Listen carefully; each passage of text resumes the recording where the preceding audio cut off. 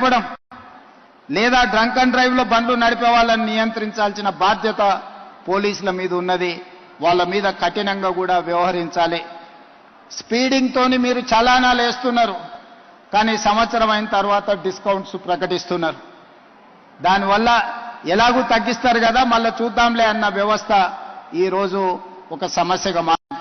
అందుకే పోలీస్ సిబ్బందికి శాఖకు నేను సూచన చేస్తున్నా, ఈ చలాన్స్ వెయ్యడం అనేది వెయ్యకుంటేనే నియంత్రించి వాళ్ళకు అవగాహన కల్పించాలి.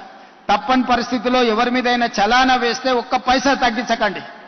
మూడవది, వాళ్ళ బ్యాంక్ అకౌంట్స్తోని డైరెక్ట్గా డిపార్ట్మెంట్కి సింక్రనైజ్ చేయండి. ఎప్పుడు చలానా పడితే ఆటోమేటిక్గా వాళ్ళ అకౌంట్లోకి వెళ్ళి డిడక్ట్ అయి పోయే విధంగా ఈరోజు బండి రిజిస్ట్రేషన్కి వచ్చినప్పుడే ఆ బండి యజమాని యొక్క ఖాతాను మీరు తీసుకోండి. బ్యాంక్ అకౌంట్ను అటాచ్ చేయండి. ఏ బండి అయితే స్పీడింగ్ చేస్తుందో, ఏ బండి అయితే సిగ్నల్ జంప్ చేస్తుందో, ఏ బండికి అయితే చలానా పడుతుందో ఆటోమేటిక్గా ఆ యజమాని అకౌంట్లో నుంచి నగదులు బదిలీ అయ్యే విధంగా మీరు ఈరోజు టెక్నాలజీని వాడుకోండి. బ్యాంకులను కూడా సమన్వయం చేసుకోండి. లేకపోతే ఈ ప్రమాదాలను నియంత్రించడం కష్టమవుతుంది.